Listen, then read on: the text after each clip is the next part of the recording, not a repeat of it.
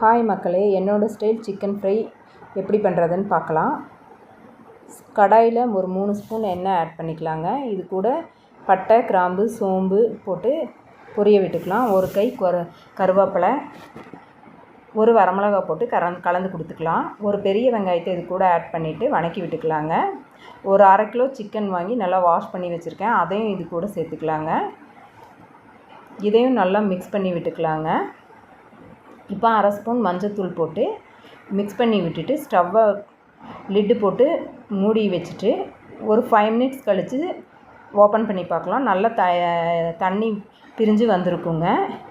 இது கூட 1 spoon ginger garlic paste, 1 spoon குழம்பு மிளகாய் தூள், 1 ஸ்பூன் மல்லித்தூள், 1 ஸ்பூன் கரம் மசாலா தூள், 1 ஸ்பூன் பெப்பர் பவுடர் போட்டு நல்லா கலந்து விட்டுக்கலாங்க.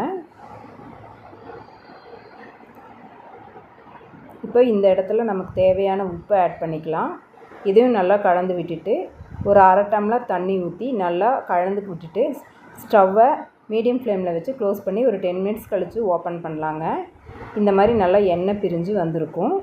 இப்போ நல்லா கலந்து விட்டுட்டு 1 ஸ்பூன் பெப்பர் பவுடர் போட்டு நல்லா கலந்து கொடுத்துக்கலாங்க. டேஸ்ட்டை என்ஹான்ஸ் பண்ணுறதுக்காக இந்த இடத்துல 1 ஸ்பூன் தேங்காய் எண்ணெய் ஆட் பண்ணிக்கலாம். கட் பண்ணி வச்ச மல்லித்தழையை தூவி இப்போது பிளேட்டுக்கு ட்ரான்ஸ்ஃபர் பண்ணிக்கலாங்க. இப்போது சிக்கன் ஃப்ரை ரெடி.